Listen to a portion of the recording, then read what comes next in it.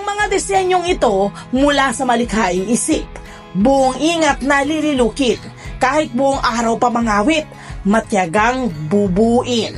Gawa ang magagandang designs na ito ng wooden furniture at kagamitan. Si Tatay Ariel ang mastermind, ang wood designer dito sa Barangay Santa Ana. Ang kanyang talento at galing, malayo na ang narating. Yan ang Gawang Pinoy.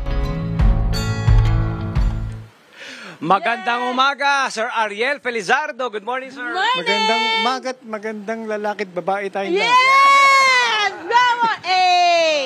Sir Ariel, shoutout naman sa iyong pamilya at sa iyong mga customer, kliyente mo. Oo, kliyente.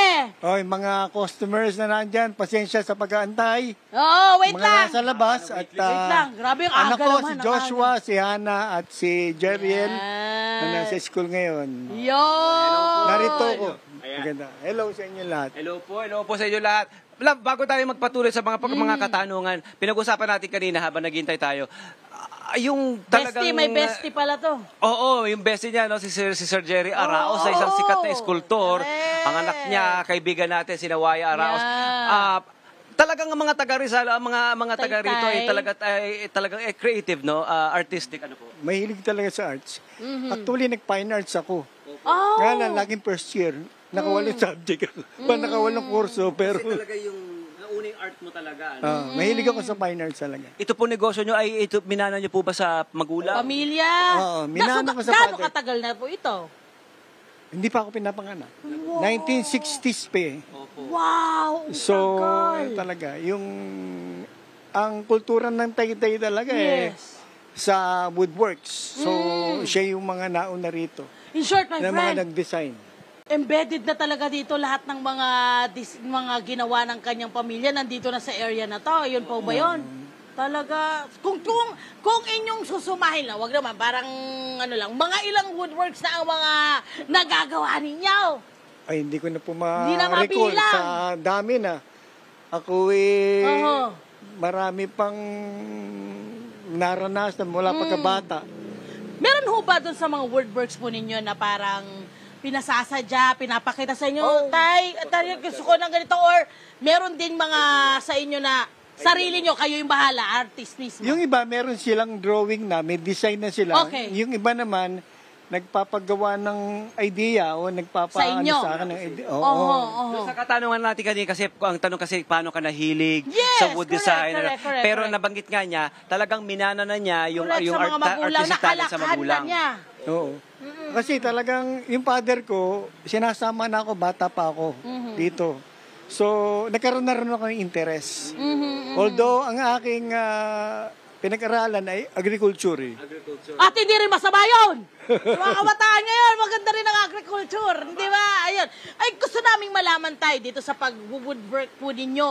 Ano ho yung parang mga bagay na kailangan meron ho ang isang, meron na kayo para tumagal din ho kayo sa ganitong klase ng business. Siyempre, nandun yung passion. Uy, Passion. yun. Hindi lahat ng bagay naman ni salapi. Pero, siyempre, pag masaya ka dun sa ginagawa mo, di ba? Okay naman, kumikita ka at nasisiyahan ka sa ginagawa mo. Tsaka nakapaglilingkod ka ng sa kapwa mo. Kasi usually, mga negosyante rin nagpupunta rito, mga contractor. Correct. So dito sila katulad niyan, pinagtatatlo yan, mayroon pinagwawalo, yung nipis, yung mga nagpa-furniture, ganun ginagawa. Actually, friend, ang mahirap dito yung ukitan ng ukitan. Oo nga eh. Yun ang Pero may mga gamit na, may mga pa-industrial size na mga gamit. Correct. Ano po ba ang nauuna dito sa inyo? Yung artistic muna, o para mapalago nyo po itong inyong negosyo, ano pang inuuno nyo isinasaalang-alang? Yung artistic muna na integrity o kailangan po ba volume? Kailangan matugunan yung gusto nila? Siyempre, pagkadating doon sa pag-isip na maipansasweldo mo, kailangan may volume. Tama naman. Pero, siyempre, pagka kinakailangan may quality rin yung aming ginagawa. Ayaw naming masisira. Kasi hindi mo namin pwedeng kitain yung tiwala ng tao sa iyo, di ba? Ikakalat yun. Dito pa naman sa Rizal. Sa Rizal pa lang. ang mga kababayan natin na lumalapit dito, pumapasok dito, ano po ang maaari nilang ipagawa o serbisyo makuha kung sila po pumunta Mula rito? sa inyo. Ano po, yung mga, alam ba, paanong upuan, Okay. design sa amin, dito dinadala yun. Tapos yung mga pinto, hambay, may mga, kumbaga, may mga Balustre. korte-korte, may mga balostre. Yeah. Dito rin dinadala yun. Wood sculpture. Oh, sculpture, dito rin ano yun. Okay, ito hong mga makina ho ninyo dito, Tay. Ilang taon na ho itong mga ito? Para ito nasa likod niyo po, kagaya ano po nito, ito? anong tawag ho rito? Ito po ang pinakamatanda na. 19, kaso may Yun. masukal. 1900. 1900s? Meron pa number 2 sa production yan. Since, Wow! panahon pa nakasila, pero magulo. Oo. At ayaw nyo naman, 1900s pa po ito. Oo. Okay, sir. Ano po ang silbi ng makinang ito? Napakalaki. 1900s pa po ito. Naista ko kasi, bala kong ibenta nga. Ibebenta ko Pero doon. sa pag... Nagko-collection. Pero and sa pagkaka... nakalagay, Lapit tayo, sir. Witherby, Rugg, Para sa Amerika, and no? Richardson. Wow, baka yan yung kumpanya. Massachusetts. Sa USA. Massachusetts, Oh. USA. Pero... Number 2 sa production. Sa production to, number Number 2. 2, wow. Mula sa Amazing. Worcester. Mula sa Worcester, Massachusetts, USA. Yes. Number 2 sa line ng production, sir. Correct. Dito tayo, sir. Okay lang yan. Okay lang yan. Dito tayo, sir. Hindi, okay lang po yan. Sa pagkakaalam niyo po, ano pong silbi ng makina pong ito? Ngayon po, hindi po namin nagagamit ngayon kasi nga, ang plano ko, ibenta na talaga. Ano po ang gamit niyan dati? Yung mga korte, yung mga may korting ganyan. halimbawa. Ito? Oo. Mga pangkorte. Mga pang may korte. So, hindi na po siya gumagana, yung makinang yan? Gumagana to, pero tinigil ko lang. Oh, Wow. Hindi, huwag niyo na ibenta kasi parang collector's item na po ito. Number Correct, 2. number 2. Parang mataas ang value na po nito. Oo nga eh. Pero may nagano yan, from sabi niya, taga-Israel pa, foreigner, sabi niya, kukunin niya. Magkano raw? Sabi niya, name your price. Wow! Sige. Sige. Well, friend, Negotiate na lang kayo. I mean, negosyante si tatay. Oh, negotiate. Yeah. So, talagang pwede. Wala yun. Negosyate. Negotiate. Tama. Correct. Sir, ano po ang mga kahoy na ang... na meron dito. na meron ito. dito na maaari nating gamitin para magkaroon ng magandang ito, ano disenyo. to? Jumelina lang. Germelina to. Meron tayo sa Mindoro. Jumelina yun, Nara. Gumagamit din ho ba kayo Nara. tayo ng mga ano? Gumagamit kayo tayo ng mga... mahogany.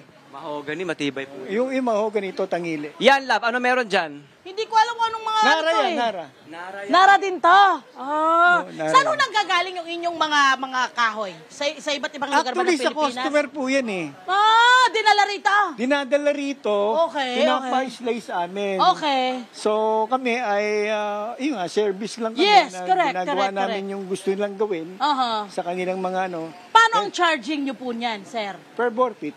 At saka depende sa design. Correct. At saka depende sa dami ng slice. Speaking Yes, of design po, ito po bang mga disenyo nyo po, halimbawa, meron na po kayong pwedeng ibenta na yari na?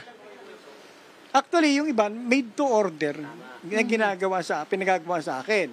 Pero minsan, pagkakilala ko na lang, tsaka ako sinisipag. Kasi hindi ko naman... Saka kayo ga-create. Oo, nagkikreate ako. Dito sa Taytay, marami kasi mga legacy na mga negosyo Correct. legacy businesses. Di ba, ipinapasa from one generation to another, di ba? Ito po ba, sir, naipasa nyo na rin po ba sa Sa inyong mga anak ninyo. Etong anak ko, supposedly, ang siyang Mga kaway, nagbibideo ang kanyang anak. Bakit? Ganun talaga.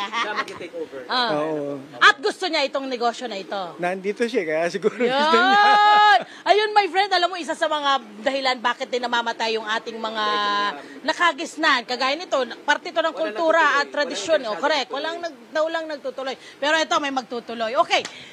Ilang disenyo po kayo halimbawa, sa maghapon ang nagagawa ninyo? Or may kanya-kanya may mga kanya-kanyang tao nakatoka doon? May nakatoka po sa bawat Okay. channel. Katulad nito, itong LTE nito, meron taong nakatoka dyan. Ang letter, magkakat niya. Iba pa yung gumagawa nito, iba yung nagkakat. Mula anong oras hanggang anong oras po kayo bukas dito para po sa ating mga kababayan? 30 to 4. Ayun ang Ayan. po yun, Uy, my araw-araw. friend, may gagawin daw siya para Sunday, sa hindi atin. kasama. Sunday, Friend, papahinga. kaya pala sabi ko, parang LTE. letra. Tingnan natin. Gusto natin makita Halika kayo Ari rito. po natin makita, sir. Sunny. Tutulungan natin. Ayun ang kainaman. Sino, Mama? Ang maganda rito, marami ka po mga kababayan natin na nabibigyan ng Yun trabaho. pa, Ano po? nabibigyan ng trabaho. Nabibigyan ng trabaho, di ba, sir? No? Yay! Eto na, palakpakan natin! Dito. Oh, dito. Ayan. Sige, bubuhayin siyempre yung makina. Sa mga nakikinig sa Radyo Agila, papakita Oo. natin kung papakita nila sa amin dito mula sa kahoy, uukit sila ng initials Yan. ng ating programa. Yun. LTE, Love, Tony Pet and Everything. Correct. Siyempre pa, sa mga gagawa nito, kailangan professional ang gagawa, friend. Tama. Hindi pwedeng hindi kayo maalam sa makinang katulad niyan. Ay, ang galing. Halata mo talaga pag ang taong gumagawa ay sanay na sa makina, no? Ayan, no? Husay. Sa mga katulad niyan, Tay, anong gamit niyang, kahoy na yan? Tangili yan, ginamit namin dyan. Oh, wow! Wala na akong nara eh. Kaya nara sana gagawin ko. Oh, kapakaganda, oh. Mga pinagtabasan natin. Oh. Mga scrap Oh. into crop. Wow! Scrap into craft! Bakit hindi, my friend? Pwede. Ayan na. Pagkatapos bago matapos ang programa natin, makikita natin yari na yan. Correct! At Oo. habang hindi pa nangyayari, bigay muna natin ang ating Ating regalo. Para kay tatay. Meron po tayong paminiso para kay tatay. Sir, Siyempre, tagapin mo po ang may sa mga regalo mula sa gustong- Miniso. Sa mga gusto magpagawa, alam nyo na, puntahan nyo po siya rito sa barangay Mula po sa Dolores. Splash Island at sa David Taytay. Salon. Ayan. Ayun! Yay! Maraming salamat Thank you tayo. po, sir. Salamat Diba? din. Salamat Thank you, po. Tay. Thank you, Kuya. Pak. Salamat. Maraming salamat, Tatay Ariel, sa pagbabahagi po ninyo ng inyong talento. Siyempre, mga kabarangay, garantisadong maganda at pulido ang gawa ni Tatay Ariel. Kaya hanapin nyo na siya dito sa barangay. Kilalang kilala Santana. ito. Balita ako. Sikat na Parang sikat hindi na eh. kailangan hanapin. Maraming salamat po, sir, sa inyong regalo. Ayan. Siyempre, may gusto pa siya. Perfectionist si Tatay. I'm sorry. Gusto niyang puliduhin. Uli sa inyong Yes. pagpunta sa aming lugar at Ayan. tunay nga na malaking kagalakan at pribilehiyo na kami po ay Ay! makabilang sa inyong Ang napuntahan. karangalan ay sa amin! Hi! Sa mga naman sa profile, mga Kanet 25. This is Love a New Verbo.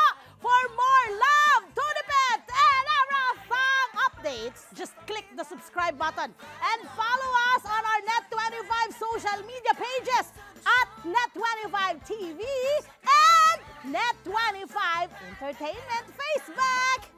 See ya. I love ya.